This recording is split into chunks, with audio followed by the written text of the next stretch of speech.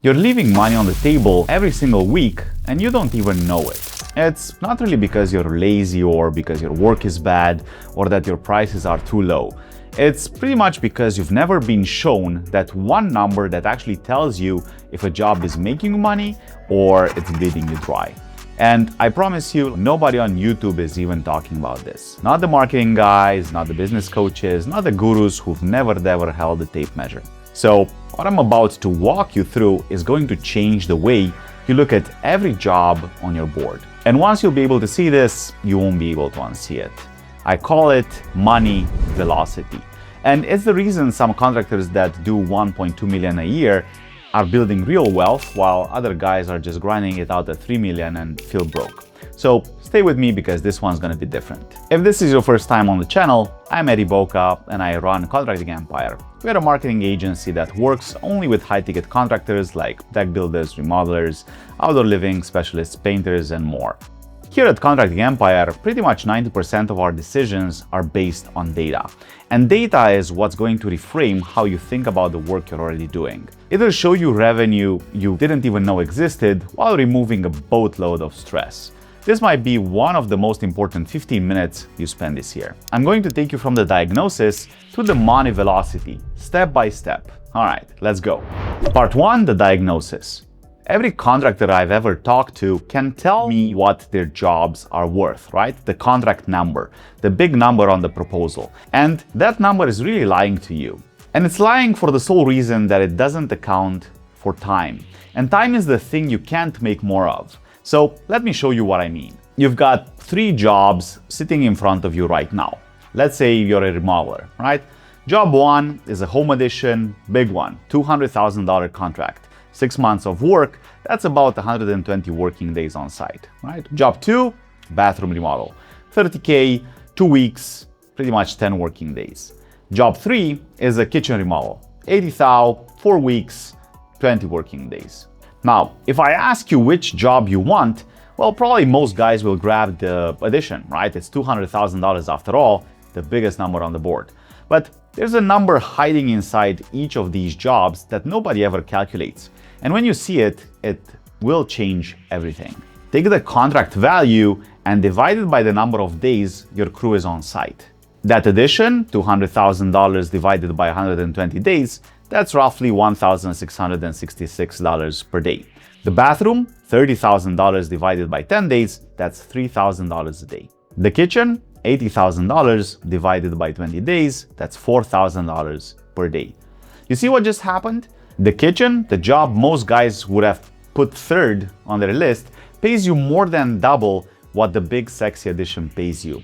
Every single day your crew shows up. That number is revenue per day, or RPD for short. And it's the lens that separates contractors who build wealth from contractors who just stay busy. Here's a real example. Tony came to us doing about 1.8 million a year. Solid business, good reputation, but they were pretty much doing everything. Kitchens, bathrooms, basements, additions, you name it, right? Calendars was always full, crew was always working, busy, but nowhere near as profitable as they wanted to be. When we broke down their job mix and looked at the revenue per day across every service they offered, one thing that just jumped off the page, and that was basement remodels. Clean scope, predictable timelines, strong margins, everything else was fine. But it was slower, messier, and just eating up crew days that could have gone to their best work. So they focused, doubled down on basements, tightened the process, and they just stopped saying yes to everything. And the next year, we helped them hit $2.9 million in revenue. They added over $1 million just by doing less. Not only is that a marketing win as it was cheaper to advertise for it, it's also a money velocity win. And by the way, if you're watching this and thinking, this is the kind of stuff I never see on YouTube, you'd probably be right. Nobody really goes this deep on contractor business strategy, so hit subscribe. I put out stuff like this regularly that'll help you crush it.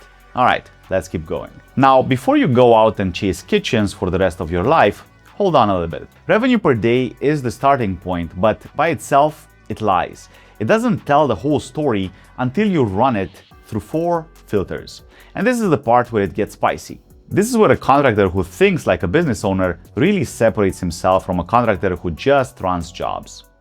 Filter 1 is how many guys are on it. That kitchen at $4,000 a day, well, if you've got 4 guys on that job, it's $1,000 per crew member per day. That bathroom at $3,000 a day with just 2 guys, now that's $1,500 per crew member per day. The bathroom, just 1.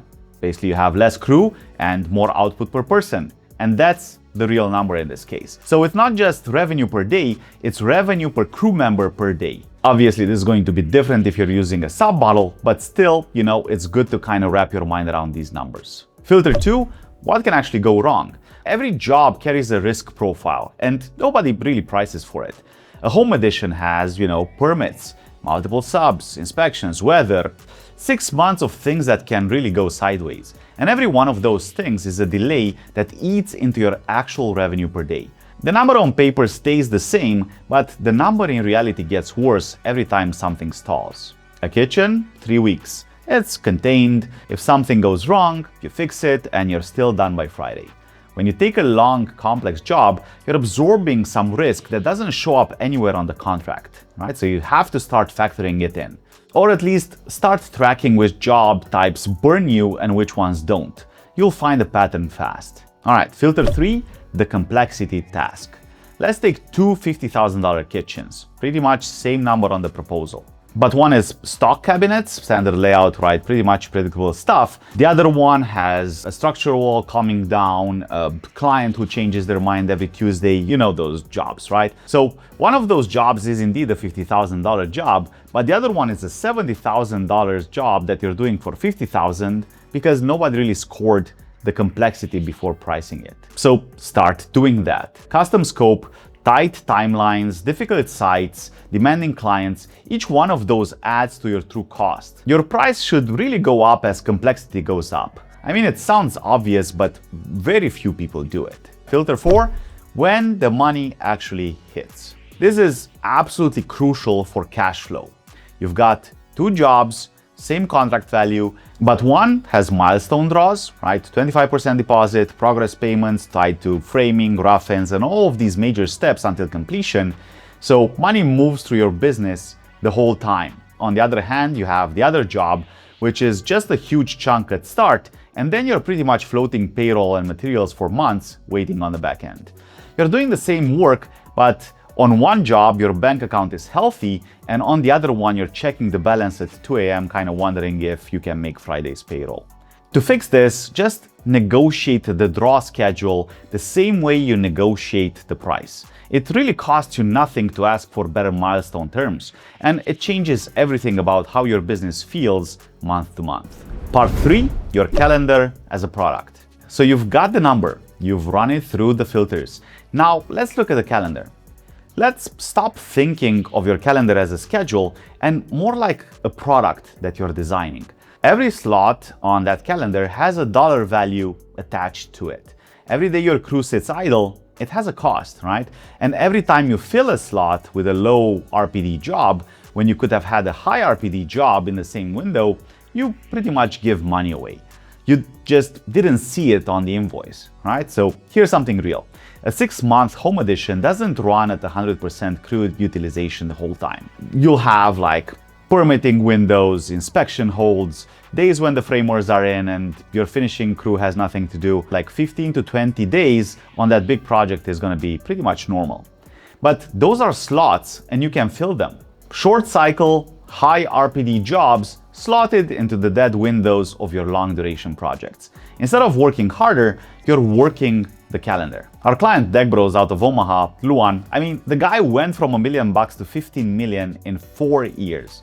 You know what he did in January? While every other deck builder was sitting at home waiting for spring, $500,000 in revenue in January for a deck company in freaking winter. That's what happens when you stop waiting for work and you start engineering that flow. Now here's the other thing. Your best crew, your A-team, where are they right now? I bet they're on your biggest job because that's the instinct, right? Like most important projects get the best people. But your biggest job is usually your longest job. It has the most delays, your most waiting, your most complexity. Your A crew is spending 1/3 of their time on that project standing around. Meanwhile, your fast, clean, high-margin jobs, the ones where execution speed and quality actually determine whether you get the next referral, those are running with your B team. Just flip it, right? Your A crew should be on your fastest, cleanest, highest margin work. Let them build momentum. Let them stack wins. Use the long jobs to develop your younger guys and just supervise them. That's where they learn anyway. Now let's pump the brakes for a second, right? Because I know what you are thinking. You're ready to go home and restructure your entire business tonight. Just hold off a bit. Because here's a quick routing trick. Every contractor hits one of three walls, and the fix for one wall is the wrong fix for the other two. If you solve the wrong one, you'll burn a whole year of effort going in the wrong direction. Wall one, not enough lead. Your pipeline is thin. You're scrambling to fill the calendar. Some months are packed, some months you're staring at the phone. If that's you, the move isn't really to optimize your job mix yet. The move is to go higher ticket. Fewer leads required to hit your revenue number, right? One $200,000 job versus 10 $20,000 jobs. You're gonna need less marketing volume, right, when you're targeting the right work. Wall two, your crew is maxed out. You're turning down work, you can't hire fast enough, your guys are stretched, right? You've got more opportunity than capacity. If that's you, the move is squeezing more revenue out of every crew day you already have, right? Revenue per crew member per day. Kill your lowest RPD job types and free up capacity for better work with the same people. Wall three, cash is tight. You may be profitable on paper, but the account is always hovering. You're stressing payroll, you're floating materials longer than you should be. If that's you, the answer is short cycle jobs and better draw schedules, right? Faster money in, less time between when you spend and when you collect. Here's why this matters. Most contractors try to fix all three at once, right? More leads and better jobs and faster cash. And they spin their wheels because some of these moves just contradict each other. Pick the wall, the ones that are actually challenging you right now, one wall. Everything else is noise until that one comes down.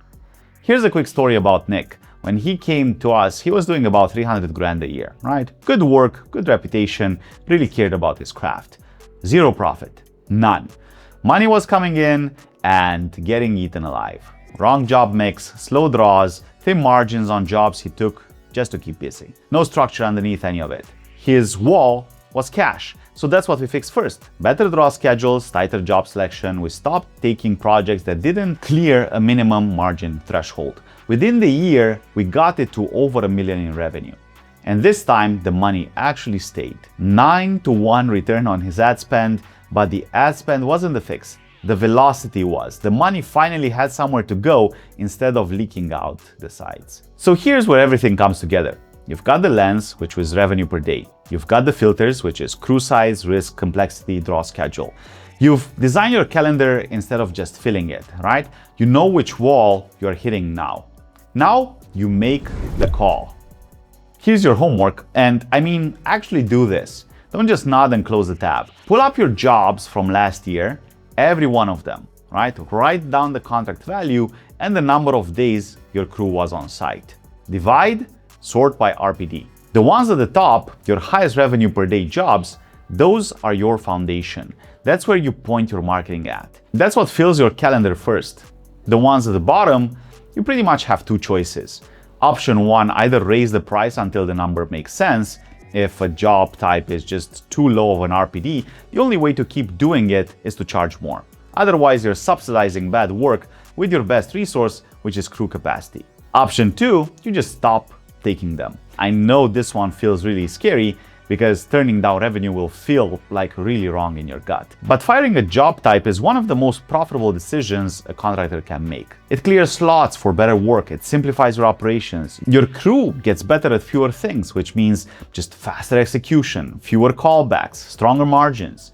And here's what most guys miss about a bad job type. It's not just the money you made on it, it's the slot it sat in, the crew energy it used, the referrals it did or didn't produce, the emotional cost it put on your guys that bled into the next three jobs. Some job types are just poison. They bring the wrong clients, they attract the wrong referrals, they grind your people down, they cost you in ways that'll never show up on any invoice. Protect your people, protect your slots, Be selective about what goes on your board. Here's what I want you to walk away with.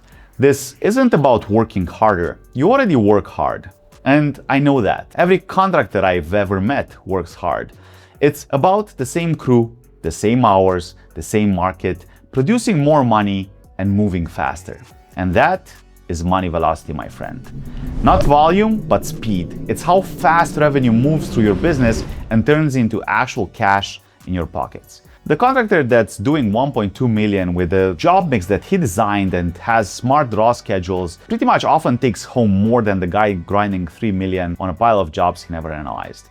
I've seen it over and over across $500 million in revenue. Not talent, work ethic, or even the market. It's the data through this lens that I've just shared. And now you have it. So go do the exercise, pull up last year's jobs, calculate the number, rank them, and what you find might just change the way you run your business altogether. And if you want to go deeper, if you want to build your marketing specifically around your highest RPT job types so your pipeline fills with the right work and not just any work, there's a link below in this video. If not, just go and do the exercise. It's free. It'll take you about 20 minutes. And it's gonna be worth more than most $5,000 consulting sessions you'll ever sit through. Hit subscribe if this hit different. I put out stuff like this every week, the kind of strategic thinking that nobody else really in the contracting space is going into. No surface level crap, just real frameworks that make you more money. By the way, when you're done with the exercise, just drop your job type and highest RPD number in the comments. I'd love to see what you find. I'll see you on the next one.